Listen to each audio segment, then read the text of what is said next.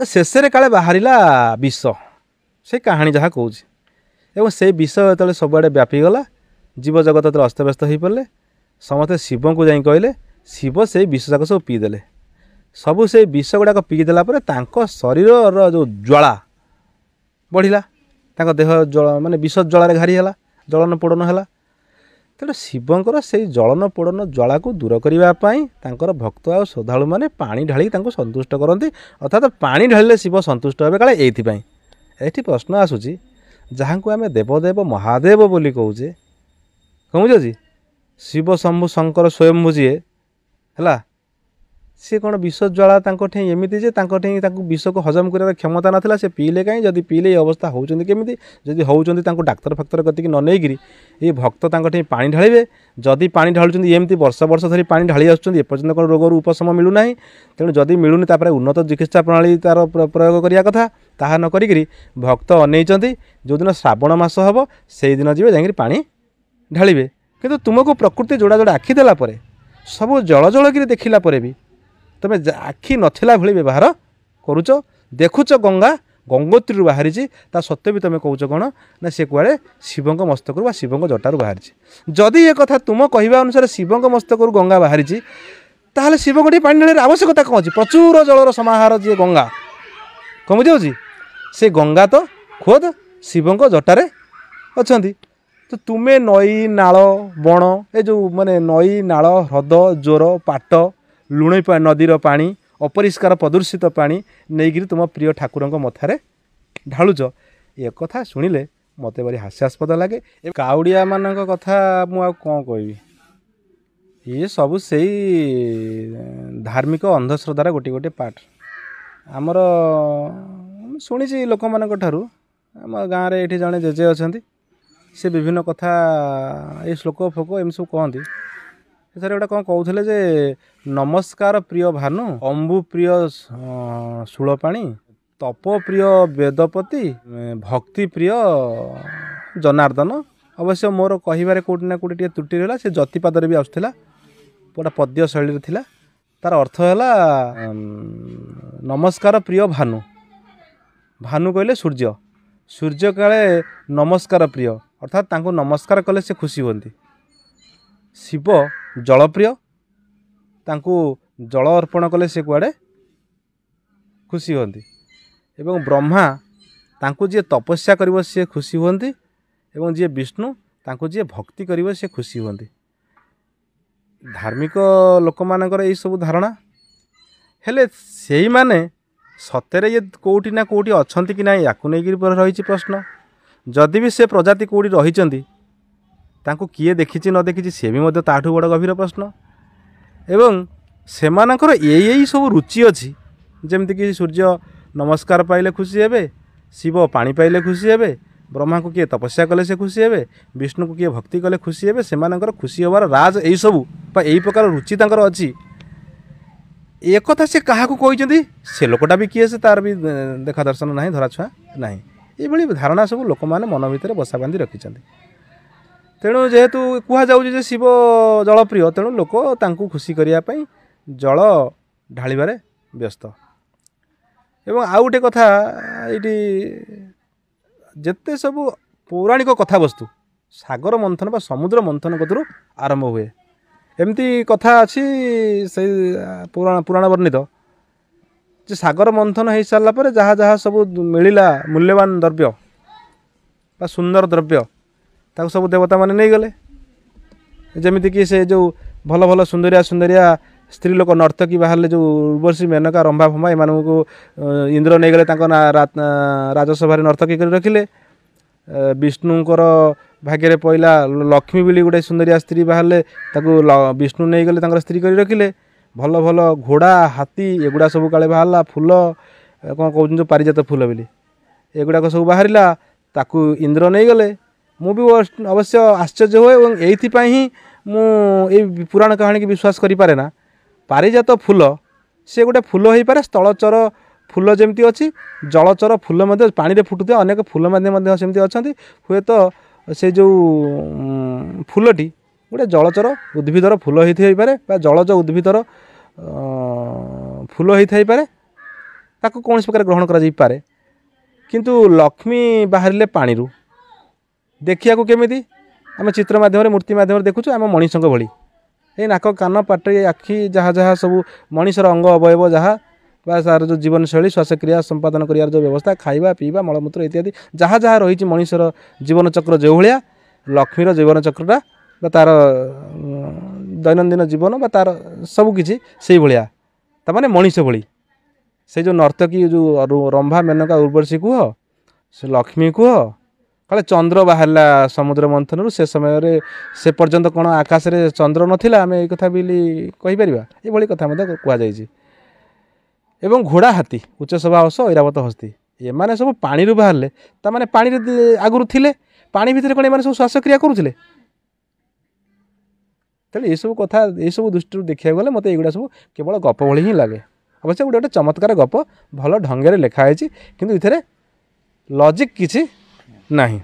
ଯାହା ହଉ ସେଇ କାହାଣୀରେ କଥା ରହିଛି ସେଇ କାହାଣୀକୁ ସେମାନେ ଏଭଳି ସମୃଦ୍ଧ କରିଛନ୍ତି ଯେ ଶେଷରେ ଅମୃତ ବାହାରିଲା। ସେ ଅମୃତ ପାଇଁ ତ ଜାଣିଥିବ ଠାକୁର ଯେଉଁ ଦେବତା ଆଉ ଦାନବଙ୍କ ଭିତରେ କିଭଳି ପ୍ରକାର ଯେଉଁ ଲଢ଼େଇ ଝଗଡ଼ା ହେଲା ଆଉ ଶେଷରେ ବିଷ୍ଣୁ ଗୋଟେ ସ୍ତ୍ରୀ ଲୋକର ରୂପ ଧାରଣ କରି ହନି ଟ୍ରାପ୍ରେ ପକାଇକିରି ଦେବତାମାନଙ୍କର ପକ୍ଷରୁ ଅସୁରମାନଙ୍କ ହାତରୁ ନେଇ ଆସିଲେ ଅମୃତ ଏବଂ ସମସ୍ତଙ୍କୁ ସମାନ ଭାବରେ ବାଣ୍ଟି ଦେବା ପାଇଁ କହିକିରି ଚଞ୍ଚକତା କରିକିରି ସେ କେବଳ ଦେବତାମାନଙ୍କୁ ବାଣ୍ଟିଲେ। ଯାହା ଯାହା କଥା କାହାଣୀ ତୁମେ ସବୁ ଜାଣିଥିବ। ଆମ ପ୍ରସଙ୍ଗଟା ଦୂରକୁ ପଳାଉଛି କିନ୍ତୁ ପ୍ରାସଙ୍ଗିକତା ମଧ୍ୟ ଆରି ଭିତରେ ରହିଛି। ଶେଷରେ କାଳେ ବାହାରିଲା ବିଷ ସେ କାହାଣୀ ଯାହା କହୁଛି ଏବଂ ସେଇ ବିଷ ଯେତେବେଳେ ସବୁଆଡ଼େ ବ୍ୟାପିଗଲା ଜୀବଜଗତ ଯେତେବେଳେ ଅସ୍ତବ୍ୟସ୍ତ ହୋଇପଡ଼ିଲେ ସମସ୍ତେ ଶିବଙ୍କୁ ଯାଇ କହିଲେ ଶିବ ସେଇ ବିଷ ଯାକ ସବୁ ପିଇଦେଲେ। ସବୁ ସେଇ ବିଷ ଗୁଡ଼ାକ ପିଇଦେଲା ପରେ ତାଙ୍କ ଶରୀରର ଯେଉଁ ଜ୍ୱାଳା ବଢ଼ିଲା ତାଙ୍କ ଦେହ ମାନେ ବିଷ ଜ୍ୱାଳାରେ ଘାରି ହେଲା ଜଳନ ପୋଡ଼ନ ହେଲା। ତେଣୁ ଶିବଙ୍କର ସେଇ ଜଳନ ପୋଡ଼ନ ଜ୍ୱାଳାକୁ ଦୂର କରିବା ପାଇଁ ତାଙ୍କର ଭକ୍ତ ଆଉ ଶ୍ରଦ୍ଧାଳୁମାନେ ପାଣି ଢାଳି ତାଙ୍କୁ ସନ୍ତୁଷ୍ଟ କରନ୍ତି। ଅର୍ଥାତ୍ ପାଣି ଢାଳିଲେ ଶିବ ସନ୍ତୁଷ୍ଟ ହେବେ କାଳେ ଏଇଥିପାଇଁ। ଏଠି ପ୍ରଶ୍ନ ଆସୁଛି ଯାହାଙ୍କୁ ଆମେ ଦେବଦେବ ମହାଦେବ ବୋଲି କହୁଛେ କ'ଣ ବୁଝୁଛି ଶିବ ଶମ୍ଭୁ ଶଙ୍କର ସ୍ୱୟମ୍ଭୁ ଯିଏ ହେଲା ସିଏ କ'ଣ ବିଷ ଜ୍ୱାଳା ତାଙ୍କ ଠେଇଁ ଏମିତି ଯେ ତାଙ୍କ ଠେଇଁ ତାଙ୍କୁ ବିଷକୁ ହଜମ କରିବାର କ୍ଷମତା ନଥିଲା ସେ ପିଇଲେ କାହିଁ ଯଦି ପିଇଲେ ଏ ଅବସ୍ଥା ହେଉଛନ୍ତି କେମିତି ଯଦି ହେଉଛନ୍ତି ତାଙ୍କୁ ଡାକ୍ତର ଫାକ୍ତର କତିକି ନ ନେଇକିରି ଏଇ ଭକ୍ତ ତାଙ୍କ ଠେଇଁ ପାଣି ଢାଳିବେ। ଯଦି ପାଣି ଢାଳୁଛନ୍ତି ଏମିତି ବର୍ଷ ବର୍ଷ ଧରି ପାଣି ଢାଳି ଆସୁଛନ୍ତି ଏପର୍ଯ୍ୟନ୍ତ କ'ଣ ରୋଗରୁ ଉପଶମ ମିଳୁନାହିଁ। ତେଣୁ ଯଦି ମିଳୁନି ତାପରେ ଉନ୍ନତ ଚିକିତ୍ସା ପ୍ରଣାଳୀ ତା'ର ପ୍ରୟୋଗ କରିବା କଥା ତାହା ନ କରିକିରି ଭକ୍ତ ଅନେଇଛନ୍ତି ଯେଉଁଦିନ ଶ୍ରାବଣ ମାସ ହେବ ସେଇଦିନ ଯିବେ ଯାଇକିରି ପାଣି ଢାଳିବେ। ଏଇଠି ଗୋଟେ କଥା ମୁଁ କହିବି ଯେଉଁମାନଙ୍କୁ ଧରନ୍ତୁ କୁକୁର କାମୁଡ଼ିଛି କାହାକୁ ବିଲେଇ କଟାସ କାମୁଡ଼ିଛି ଯେଉଁ ରାବିସ୍ ଯେଉଁଟା ହଏ ଜଳାନ୍ତକ ଯାହାକୁ ହଏ ତାକୁ ଅଧିକ ସେ ପ୍ରଭାବିତ ହୁଏ କେଉଁ ମାସରେ ଗୋଟା ବର୍ଷକରେ ଗ୍ରୀଷ୍ମ ଦିନରେ ଖରା ଦିନେ ପ୍ରବଳ ଉତ୍ତାପ ସେଥିପାଇଁ ତା ଦେହଟା ଜଳାପୋଡ଼ା ହୁଏ। କିନ୍ତୁ ଯଦି ଶିବ ବିଷଜନିତ ଜ୍ୱାଳାରେ ମାନେ ପୀଡ଼ିତ ଅଛନ୍ତି ତାଙ୍କ ଦେହ ଜଳାପୋଡ଼ା ହେଉଛି ତାହେଲେ ବେଶୀ ଜଳାପୋଡ଼ାଟା କେଉଁ ସମୟରେ ହେବା କଥା ଖରାଦିନେ ହେବା କଥା। କିନ୍ତୁ ଏଠି କ'ଣ କରାଯାଉଛି ନା ଶ୍ରାବଣ ମାସରେ ପାଣି ଢଳା ହେଉଛି। ପୁଣି ଆଉ ଗୋଟେ କଥା ମଧ୍ୟ ମୋତେ ଆଶ୍ଚର୍ଯ୍ୟ ଲାଗେ ସେ ପୁରାଣରେ କୁହାଯାଇଛି ଆପଣମାନେ ବି ଦେଖିବେ ଯେଉଁଠି ଶିବଙ୍କର ଚିତ୍ର କରାଯାଇଛି ତାଙ୍କ ମୁଣ୍ଡରୁ କାଳେ ଗଙ୍ଗା ବାହାରୁଛି। ଯଦିବା ବାସ୍ତବରେ ଆମେ ଏଇ ଆଖିରେ ଦେଖୁଛେ ଜଳଜଳକିରି ଯେ ଗଙ୍ଗା ହିମାଳୟର ପର୍ବତରୁ ଗଙ୍ଗୋତ୍ରୀରୁ ବାହାରିଛି ଏବଂ ଉତ୍ତରାଖଣ୍ଡ ଯାଇଥିଲି ମଝିରେ ଦେଖିଥିଲି ଯେ ଗଙ୍ଗା କେମିତି ତାର ଶିରା ପ୍ରଶିରା ଦେଇକରି ବହିଛି କେତେ ରଙ୍ଗରେ କେତେ ପ୍ରକାରେ କେତେ ଭାଗରେ କେତେ ଶାଖା ପ୍ରଶାଖା ଦେଇକରି ଏମିତି ଦେଇକରି ଆସିକରି ବିଭିନ୍ନ ପଥ ଅତିକ୍ରମ କରିକରି ଆସିକରି କଲିକତାରେ ସାଗରରେ ବଙ୍ଗୋପସାଗରରେ ମିଶିଛି। ମହାନଦୀ ସମ୍ପର୍କରେ ଜଣେ କବି କହିଛନ୍ତି ଯେ ଶୈଳ ଶିଖର ତଳପ ବିରଜି ବନ୍ଧୁର ଶିଳାଭେଦୀ କଳକଳ ନାଦେ ଗିରିବନ ପଦେ ବହୁଚୁତୁ ମହାନଦୀ। ଗଙ୍ଗା ସେମିତି ନଦୀ ସମୁଦ୍ର ଯେଉଁ ବଣ ପାହାଡ଼କୁ ଅତିକ୍ରମ କରିକିରି କେଉଁଠୁ ସୁଦୂର ହିମାଳୟରୁ ବହି ବହି ବହି ବହି ଆସିକିରି କଲିକତାରେ ବଙ୍ଗୋପସାଗରରେ ମିଶିଛି। ଆପଣ ଆଖିରେ ଦେଖୁଥିଲେ ମଧ୍ୟ ଧାର୍ମିକ କଥା କାହାଣୀକୁ ନେଇକରି ଆମେ ଏମିତି ଅନ୍ଧ ହେଇଯାଇଛେ ଧାର୍ମିକ ଲୋକଙ୍କୁ ଯେଉଁମାନେ ଅନ୍ଧ କୁହନ୍ତି ବା ଅନ୍ଧଭକ୍ତି କୁହନ୍ତି ଅନ୍ଧଭକ୍ତ କୁହନ୍ତି ଅନ୍ଧଶ୍ରଦ୍ଧା କୁହନ୍ତି ଏ କଥାର ଗୋଟେ କ୍ଲାରିଫିକେସନ୍ ଏଇ ଭିଡ଼ିଓ ମାଧ୍ୟମରେ ଦେବା ପାଇଁ ଚାହିଁବି। ଯଦି ବା ଭିଡ଼ିଓ ବଢ଼ିଯାଉଛି ତଥାପି କହିବାର ଆବଶ୍ୟକତା ରହିଛି। ଅନ୍ଧ ଆମ ସମାଜରେ କିଛି ଦୃଷ୍ଟିବାଧିତ ବ୍ୟକ୍ତି ତାଙ୍କୁ ଅନ୍ଧ ବୋଲି କୁହାଯାଏ।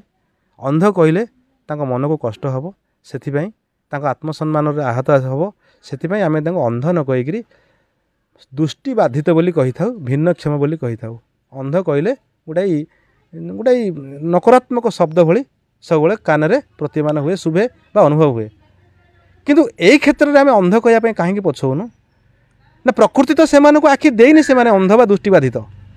କିନ୍ତୁ ତୁମକୁ ପ୍ରକୃତି ଯୋଡ଼ା ଯୋଡ଼ା ଆଖି ଦେଲା ପରେ ସବୁ ଜଳଜଳକିରି ଦେଖିଲା ପରେ ବି ତୁମେ ଆଖି ନଥିଲା ଭଳି ବ୍ୟବହାର କରୁଛ। ଦେଖୁଛ ଗଙ୍ଗା ଗଙ୍ଗୋତ୍ରୀରୁ ବାହାରିଛି, ତା ସତ୍ତ୍ୱେ ବି ତୁମେ କହୁଛ କ'ଣ ନା ସେ କୁଆଡ଼େ ଶିବଙ୍କ ମସ୍ତକରୁ ବା ଶିବଙ୍କ ଜଟାରୁ ବାହାରିଛି। ଯଦି ଏ କଥା ତୁମ କହିବା ଅନୁସାରେ ଶିବଙ୍କ ମସ୍ତକରୁ ଗଙ୍ଗା ବାହାରିଛି, ତାହେଲେ ଶିବଙ୍କ ଟିକେ ପାଣି ଢାଳିବାର ଆବଶ୍ୟକତା କ'ଣ ଅଛି? ପ୍ରଚୁର ଜଳର ସମାହାର ଯିଏ ଗଙ୍ଗା, କ'ଣ ବୁଝାଉଛି? ସେ ଗଙ୍ଗା ତ ଖୋଦ୍ ଶିବଙ୍କ ଜଟାରେ ଅଛନ୍ତି। ତ ତୁମେ ନଈ ନାଳ ବଣ ଏ ଯେଉଁ ମାନେ ନଈ ନାଳ ହ୍ରଦ ଜୋର ପାଟ ଲୁଣି ନଦୀର ପାଣି ଅପରିଷ୍କାର ପ୍ରଦୂଷିତ ପାଣି ନେଇକରି ତୁମ ପ୍ରିୟ ଠାକୁରଙ୍କ ମଥାରେ ଢାଳୁଛ, ଏ କଥା ଶୁଣିଲେ ମୋତେ ଭାରି ହାସ୍ୟାସ୍ପଦ ଲାଗେ। ଏବଂ ଏଥିପାଇଁ ମଧ୍ୟ ହାସ୍ୟାସ୍ପଦ ଲାଗେ ଯେ ମୁଁ ଅନ୍ତତଃ ପକ୍ଷେ ଜୀବନରେ ଥରକ ପାଇଁ ହେଲେ ବି ଯେତେବେଳେ ମୁଁ ସେଇମାନଙ୍କ ସାଙ୍ଗରେ ଥିଲି, ଧାର୍ମିକ ଥିଲି, ମୁଁ ମଧ୍ୟ ଗୋଟେ ଥର ମୁଁ ଯାଇଛି କଟକ ଗଡ଼ଗଡ଼ିଆ ଘାଟରୁ ପାଣି ବୁଡ଼େଇକିରି ଏମିତି ଦୀର୍ଘ ପଥ ଖାଲି ପାଦରେ ଚାଲି ଚାଲି ଚାଲି ଚାଲି ନଙ୍ଗା ପାଁ ଚାଲି ଚାଲି ଚାଲି ଚାଲି ମୁଁ ଅନେକ ସାଙ୍ଗ ମୋର ସାଥୀମାନେ ଏବଂ ଅନ୍ୟ କାଉଡ଼ିଆମାନେ ମଧ୍ୟ ମୁଁ ଦେଖିଛି କେଉଁଠି ନା କେଉଁଠି ଗୋଡ଼ ଥକି ପଡ଼ିଲେ ଗାଡ଼ିର ଆଶ୍ରୟ ନେଇଛନ୍ତି। ମୁଁ ବିନା ଗାଡ଼ିର ଆଶ୍ରୟ ନେଇକରି ଖାଲି ପାଦରେ ଚାଲି ଚାଲି ଯାଇକରି ଲୋକନାଥ ମନ୍ଦିରରେ ଶିବଙ୍କ ମନ୍ଦିରରେ ଶିବଙ୍କ ଲିଙ୍ଗରେ ପାଣି ଢାଳିଛି ବା ଶିବଙ୍କ ଲିଙ୍ଗ ବୋଲଉଥିବା ସେ ପଥର ଖଣ୍ଡ ବୁଝିଛି, ଏକ ନିର୍ଦ୍ଦିଷ୍ଟ ଆକୃତିର ପଥର ଖଣ୍ଡ ତା ଉପରେ ମୁଁ ପାଣି ଢାଳିଛି। ଆଜି ସେ କଥା ମନେ ପଡ଼ିଲେ ମୋତେ ବଡ଼ ଲଜ୍ଜା ଲାଗେ। ତେଣୁ ଏ ସବୁ ନାଟକ। ମୁଁ ଗୋଟିଏ ବର୍ଷ ବୋଲବମ୍ ନିଜେ ଯାଇଛି ଏବଂ ଦୀର୍ଘ ବର୍ଷ ଧରିକିରି, ଦୀର୍ଘ ବର୍ଷ ନୁହଁ କିଛି ବର୍ଷ ଧରିକିରି, କାହିଁକିନା ବୋଲବମ୍ କେଉଁଠି କ'ଣ ଥିଲା ନଥିଲା ସେଇଟା ତ ଆମେ ଜାଣିଲୁ କେତେବେଳେ ନାଇଁ ବାତ୍ୟା ପରେ ପରେ ପ୍ରାୟ 25-30 ବର୍ଷ ଧରିକିରି ଓଡ଼ିଶାରେ ତା'ର ପ୍ରଚଳନ ହେଉଛି। ଆଉ ତା ଆଗରୁ ତାହା ନଥିଲା। ଏଗୁଡ଼ାକ ସବୁ ବହୁତ ଆମେ ଦେଖିଲା ଭିତରେ ଆ ଦେହରେ ଭକ୍ତିଭାବ କେଉଁଠି ଟିକେ ଦେଖାଉନୁ, ବାସ୍ତବତା କ'ଣ ଥିଲା ଭଳି ଆମକୁ କିଛି ଅନୁଭବ ହୁଏ ନାହିଁ। ଏ ଜଷ୍ଟ ଗୋଟେ ଏମିତି ଢାଞ୍ଚା ଗୋଟେ ପ୍ରବାହମାନ ସ୍ରୋତ, କିଏ କେତେବେଳେ କେଉଁଠି କେଉଁ ରାଜ୍ୟରେ କରୁଥିଲେ, ଧୀରେ ଧୀରେ ତାହା ଓଡ଼ିଶାକୁ ସଂକ୍ରମିତ ହେଇଛି ଏବଂ ଅନେକ ଲୋକ କରୁଛନ୍ତି। ୟା ଭିତରେ ଗୋଟାଏ କଥା ରହିଛି, ବିଜନେସ୍ କ'ଣ ନା ସେ ଯେଉଁ ଶିକା, ସେ ଢାଳ, ସେ ବାଉଙ୍ଗି, ସେ ପ୍ଲାଷ୍ଟିକ ଖେଳଣା, ସେ ଯେଉଁ ହାଫ୍ ପ୍ୟାଣ୍ଟ, ଏ ନାମାବଳି ମାଳି, ରୁଦ୍ରାକ୍ଷ ମାଳି, ଅବଶ୍ୟ ରୁଦ୍ରାକ୍ଷ ମାଳି ନାଁରେ ଆଜିକାଲି ବରକୋଳି ମଞ୍ଜିକୁ ମଧ୍ୟ ଫୋର କରିକିରି ତାକୁ ଗୁନ୍ଥିକିରି ବିକ୍ରି କରା ଚାଲିଛି। ଆଉ ସେ ସମୟରେ ଯେଉଁ ଘୋଷ ବିକ୍ରି ଚାଲିଛି, ମାନେ ସାଂଘାତିକ ମାତ୍ରାରେ ବିକ୍ରି ଚାଲିଛି, ଯାହା ରୁଦ୍ରାକ୍ଷ ନାଁରେ ବରକୋଳି ମଞ୍ଜି ମାଳି ମଧ୍ୟ ଚାଲୁଛି। ଏମିତି ସବୁ କରାଯାଇପାରିବ। ବାଉଙ୍ଗି ଫାଉଙ୍ଗି ବିକ୍ରି ପଟା ହେଉଛି, ବହୁତ ଲୋକଙ୍କର ବହୁତ ବ୍ୟବସାୟ ହେଉଛି। କିଛି ଲୋକ କହନ୍ତି ଯେ ଭାରି ଭକ୍ତି ଗଦଗଦ ହେଇଯାଆନ୍ତି କ'ଣ ନା ଆମର ମାରୱାଡ଼ି ଭାଇମାନେ କେମିତି ଅନ୍ନଦାନ କରୁଛନ୍ତି, ଭକ୍ତ ଶ୍ରଦ୍ଧାଳୁ କାଉଡ଼ିଆମାନଙ୍କ ପାଇଁ କି ସୁନ୍ଦର ବ୍ୟବସ୍ଥା ଖଞ୍ଜି ଦେଇଛନ୍ତି। କିନ୍ତୁ ତୁମେ ଜାଣିନ ସେଇ କାଉଡ଼ିଆ ଭାଇମାନଙ୍କ ଜରିଆରେ ସେମାନେ ମାଲାମାଲ ହେଉଛନ୍ତି ହାଫ୍ ପ୍ୟାଣ୍ଟ ବିକିକି। କ'ଣ ବୁଝିଅଛି? ଏବେ ଆଉ ଗୋଟେ କଥା, ଯାହାକୁ ଯେତେ କର୍ଣ୍ଣକଟୁ ହେଲେ ମଧ୍ୟ ତାକୁ ଅସ୍ୱୀକାର କରାଯାଇ ନପାରେ, ସ୍ତ୍ରୀ ପୁରୁଷ ନିର୍ବିଶେଷରେ ବୋଲବମ୍ ଭକ୍ତମାନେ ଯେଉଁଭଳି ଭାବରେ ଗଞ୍ଜେଇ ଟାଣନ୍ତି, ଗଞ୍ଜେଇ ବେପାରୀଙ୍କର ମଧ୍ୟ ସାଂଘାତିକ ଲାଭ ହୁଏ। ଇଏ ମଧ୍ୟ ଏକ ଗୋଟେ ସୁଚିନ୍ତିତ ବ୍ୟବସାୟିକ ଗୋଟେ ଷଡ଼ଯନ୍ତ୍ର। ଇଏ ବୁଝିଅଛି କି?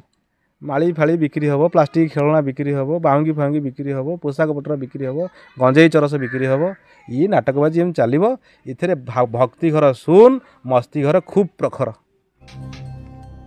ভিডিও ভাল লাগিলে ভিডিওକୁ লাইক করন্তু, ভিডিওକୁ শেয়ার করন্তু, কমেন্ট বক্সরে নিজর মতামত দিয়ন্তু। নূয়া ভিডিও দেখিবা পাই আম চ্যানেলକୁ সবস্ক্রাইব করন্তু, বেল আইকন রে ক্লিক করন্তু। দেখা হেব আউ এক নূয়া শিক্ষণীয় ভিডিওরে। নমস্কার।